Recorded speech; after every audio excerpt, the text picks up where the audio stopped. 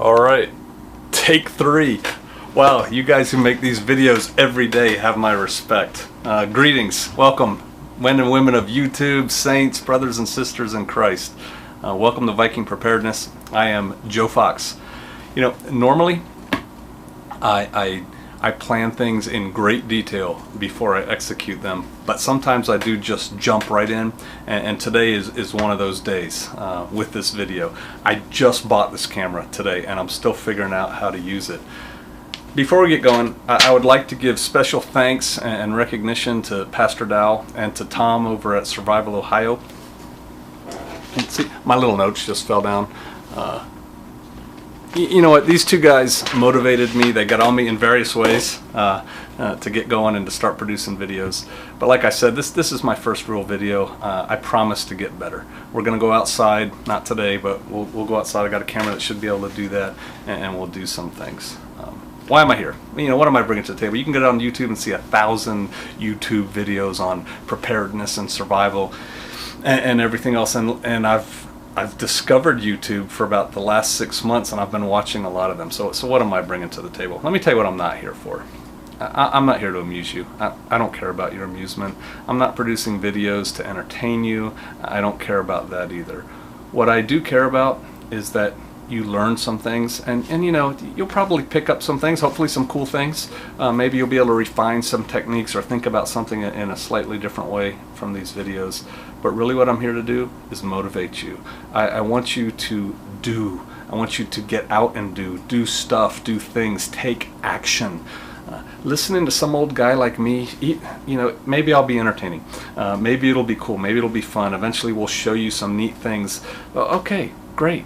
But if you don't go out and do something with that information, if you don't go feel it with your own hands, if you don't kick it around with your own special conditions and things, you'll never own that technique, you'll never own that skill. And when it's time to use it, sadly, you won't have it. So really, I want you to take the things I try to teach you, the things I show you, and in fact, what other people show and teach you, and get out and do stuff with it.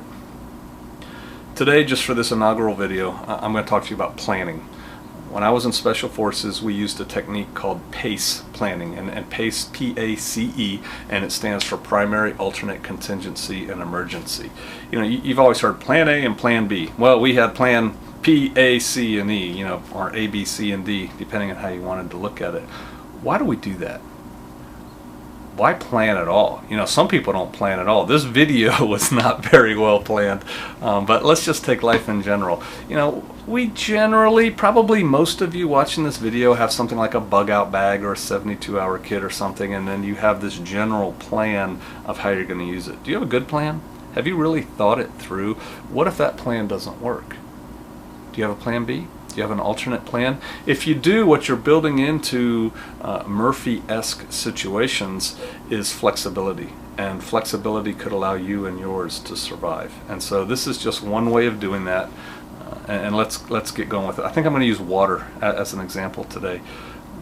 Here at High Prairie Acres, we get our water from the Missouri River. Now, when I say we get our water from the river, we don't go draw it from the river. I'm on the grid, and our county water supply comes from the river, and then it goes to a water treatment plant, and out my pipes it comes.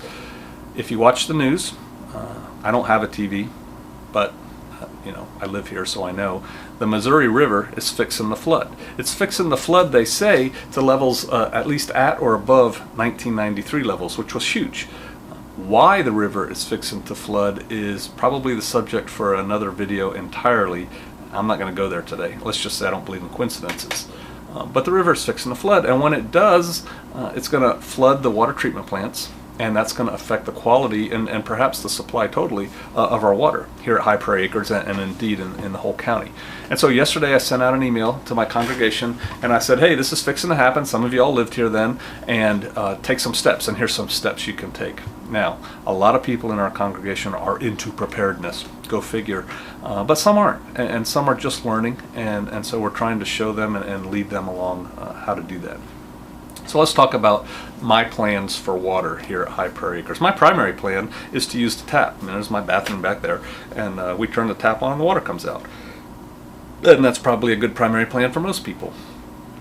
What if that doesn't work?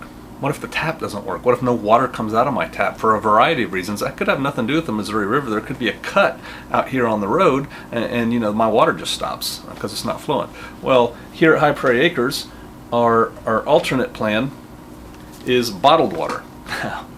This used to be some kind of cranberry, blueberry flavored juice, no sugar added. And we drink this, and when we're done, we rinse it out a couple times in the sink, we fill it up with tap water, and we stash it somewhere. We do the same thing with 2-liter bottles, 2-liter soda bottles. They're very strong. I have these in all my vehicles. We stack them underneath the stairs in that space that nothing else fits.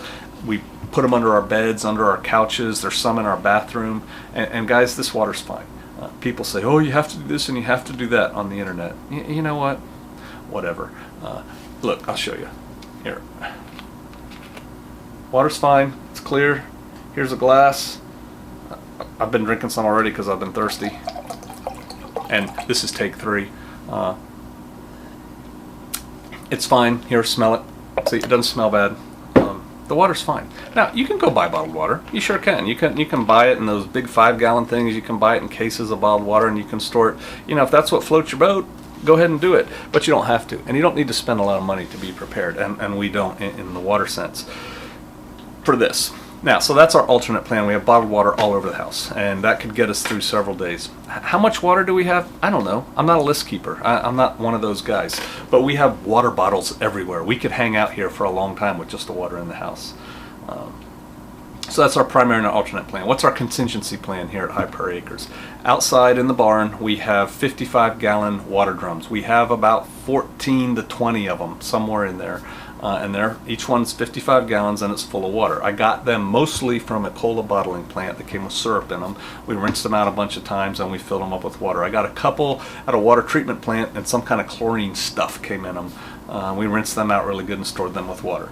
Now those don't rinse out as clean as these do. And when you open the cap and smell it, it still smells like Coke or Dr. Pepper or whatever used to be in it. And so I don't really trust them as much. And so our plan for that water is we'll pull it out of the barrels. How are you going to do that? You know, a 55-gallon drum full of water weighs over 400 pounds. We have these little siphon pumps. You stick it down in there and you pump it and the water flows out like through a hose. So you know, this primary, alternate, contingency, emergency, pace planning, you have to kind of follow little threads and keep going down. If your contingency plan for water is the water barrels, how are you going to get out of the water barrel? That's one way. We also have lengths of hose in case our little pump breaks, but the pumps are cheap, inexpensive, cost about $10, I think. And then what we're going to do is put it through a big Berkey filter. All right, I bought a big Berkey, I bought extra filter elements, and we're going to put relatively pretty clean water into it. And you can literally put like septic water in a big Berkey and drink it. But we're going to put clear water into it and we're going to drink it. What if you can't afford a big Berkey? You know, I couldn't afford one for years. Well, then boil it. Just bring it to a full boil, let it boil for a couple minutes, and you should be good to go. So that's our contingency means. And then our emergency means is my pond. If you read my blog, www.vikingpreparedness.blogspot.com, you can kind of follow along, and we have an above ground pool that's become a pond. Ducks and fish swim in it.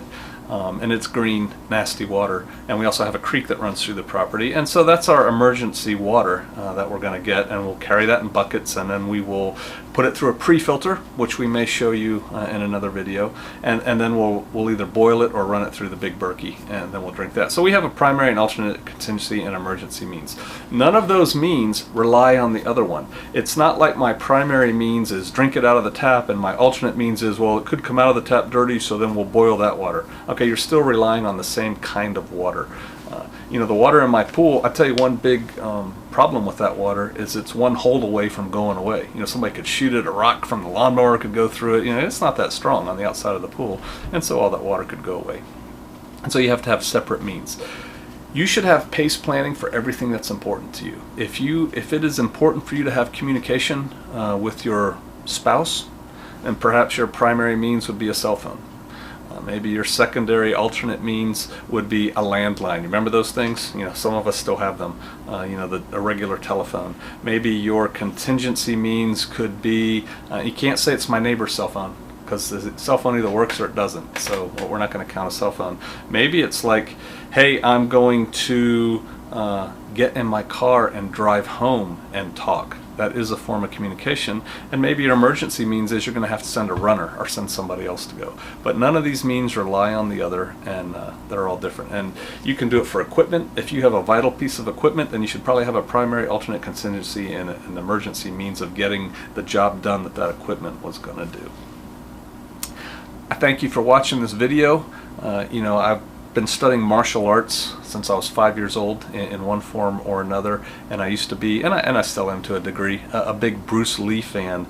And Bruce Lee said, and I'm paraphrasing here, take what is useful, discard the rest. If you found something in this video useful, take it. If you found things you don't like, get rid of them. It doesn't matter. I like the way the Word puts it better.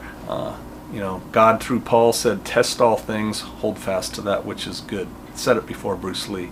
The point remains, take what you can use and don't worry about the small stuff. I'll see you out there.